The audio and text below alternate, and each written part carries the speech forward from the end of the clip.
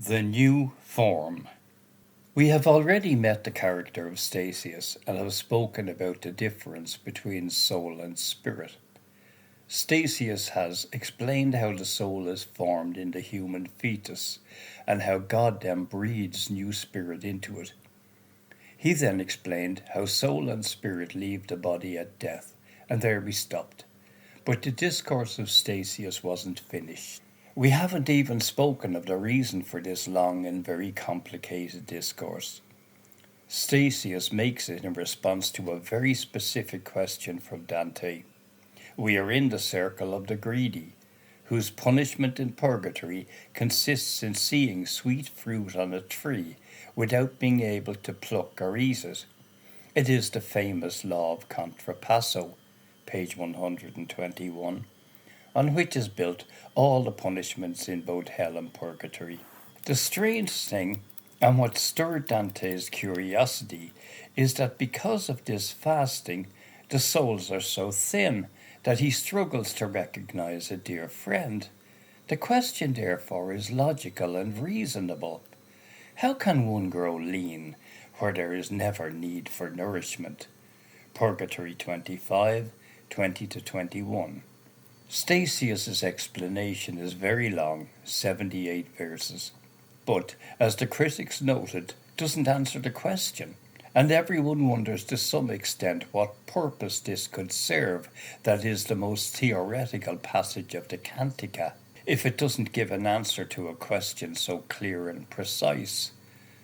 We wondered why we had to start so far back. What does it have to do with the formation of the human embryo and the fetus? The profound reason behind all of the discourse, Giavacci argues, is the idea that man is always, even after death, not pure spirit, but soul and body. If this was the case, it would not be truly orthodox, because, as Thomas Aquinas writes, the soul separated from the body has no body. Even so, it poses the problem of how the souls in hell could suffer if they don't have a body, because one thing is certain, they had to suffer. It was a much debated question at the time, and for as much as it concerns the comedy, it was previously tackled by Virgil. The power has disposed such bodiless bodies to suffer torments, heat and cold. How this is done, he would not have us know. Purgatory 3, 31-33. This is one of the many points in which what Virgil said is contradicted, because what Stasius will explain is precisely how these bodies get to be made. If the presence of a certain body, in order to be able to suffer, had already been hypothesized by some church fathers, his, Dante's, seems to be the extraordinary invention of how that body is made. Page 122. But why address a problem so thorny that had never ever been dealt with by the theologians? After all, Virgil's elusive reply would have sufficed. And then, what does it have to do with the formation of the human embryo and fetus? For this question I opine the following reply. Dante was anxious to address the problem in order to express his idea, which is that of the Cathars, that purification comes through reincarnation, and he must start with the formation of man in the maternal womb, because only this way would he have been able to say, in however veiled a way, that the new form that the soul receives after death is a new human body in flesh and bone. We will analyse then what Stasius says.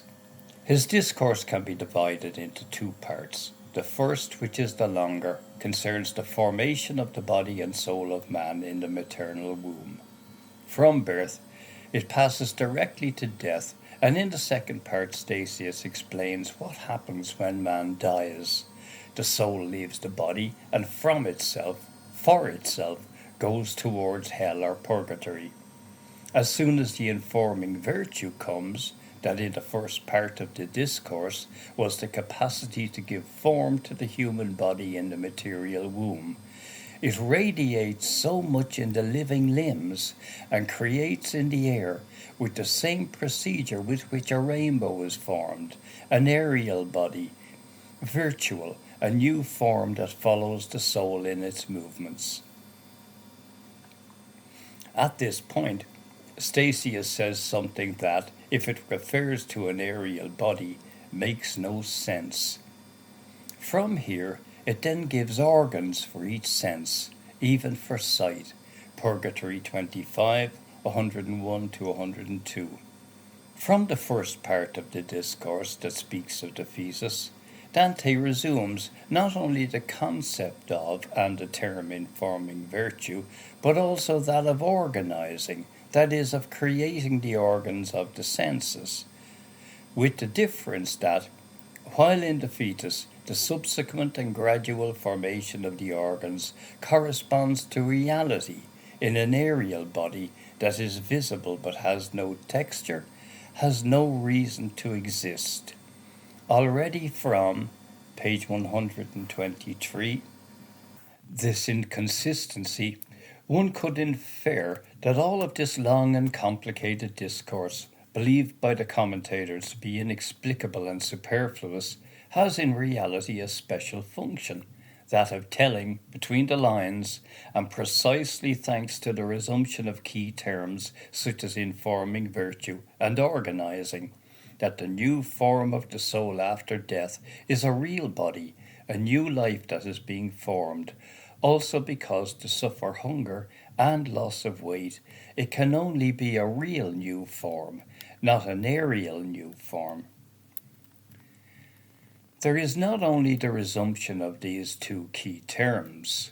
Other expressions also used for the brief description of the virtual body correspond to those used for the formation of the real body.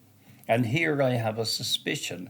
Stasius's discourse starts with these words.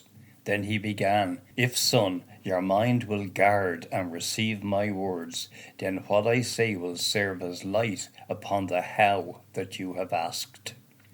Purgatory 25, 34 to 36.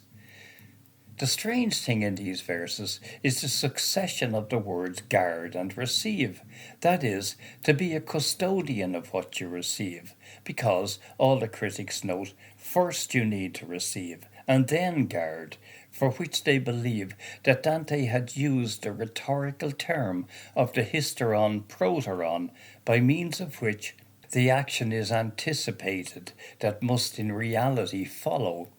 And here is my suspicion. If Dante had instead wanted to say, as I believe, that the new form is a new life, all of the first part of the discourse would have been about guarding in the mind, so as to then to recognize the analogies on receiving the second part, and so to understand that it deals with a real body. So, first guard, then receive. Only this way, Stasius says, can my words throw light on how one can become thin in a place where there is no need for nourishment. There is no hysteron proteron. To understand, it is enough, as always, to remain faithful to Dante's words. Even if there were virtual bodies, they could cry and laugh, as said, but one thing is certain, they would have no need to eat, and so they could not lose weight. If instead this new form was a new body in flesh and bone, then growing thinner makes sense, and not only because the thing would be, page 124, possible from a physiological point of view, but also because it corresponds to the theory of reincarnation. The purpose of reincarnation is that of purifying karma accumulated over previous lives. According to such doctrine, the soul after death comes out of the oblivion that terrestrial life entails, and, mindful of its celestial origin, decides to free itself from the chain of rebirth, and chooses to reincarnate itself in a situation that allows for purification. It's widespread enough, if not trivial, to explain with typical examples. If the sin, as in this case, was gluttony, The soul will choose a life in which it will suffer hunger. Therefore, Statius's words seem to confirm this aspect of the doctrine. We have seen that, when man dies, the soul dissolves from the flesh and carries with itself the human and the divine, that is, both the vegetative and sensual part, and also the rational, that is, the spirit. At this point, the discourse continues this way. But with the human powers mute, the rest, intelligence and memory and will, are more acute in action than they were. With no delay, the soul falls of itself, astonishingly, on one of two shores. There it learns early what way it will journey. Purgatory 25, 82 to 87. It is a complex and difficult discourse, but it is fundamental to understand it. Dante says that at the death of the body, the human part of the soul, deprived of organs, is completely inert, while the rational, divine part has complete possession of its three faculties, memory, intelligence, and will, that are no longer impeded, but rather fully active, whereby it is able to act and goes alone towards one of two shores. It needs to be explained here that as regards hell, Dante follows the Greek-Latin tradition, where the souls find themselves on the bank of the Acheron, while for purgatory he invents that they find themselves at the mouth of the Tiber, waiting for, page 125, an angel that will take them to the mountain on his boat. All this the soul does by itself, for itself, that is, without any other intervention.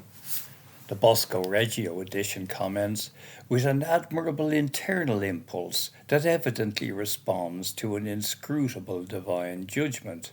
No, here is a further manipulation to return Dante to orthodoxy. It's not at all evident that there is a divine judgment. On the contrary, it's evident that there is not. On this point, as on many others, the text of the comedy doesn't correspond in the slightest to Catholic doctrine, according to which the soul, as soon as a man dies, is judged and sent to hell, purgatory, or in a very rare case, paradise. Here instead, there is no judgment, and the soul goes by itself to its future destination. Not only that, but it has a memory much keener than before, and so remembers both its preceding lives and the celestial origin. The will, too, is more concentrated, and so it will choose to reincarnate in a situation that will allow it to pay the penalty for its sins and to reach towards liberation. The reader could object that if it is a manipulation to see in it a divine judgment, so is arguing the memory of celestial origin and a desire to reincarnate.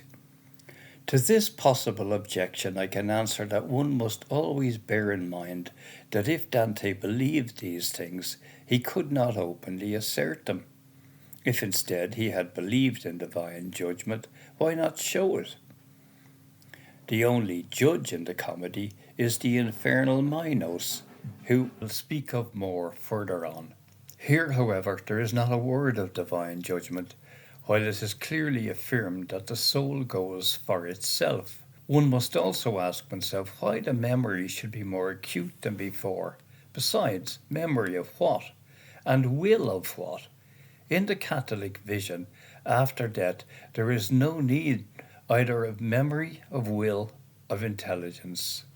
Another confirmation is in the concluding words of Statius's discourse. Just as we are held fast by longings and by other sentiments, our shade takes form. This is the cause of your astonishment.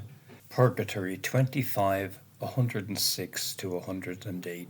Page 126. This last tercet has also provoked perplexity in the critics.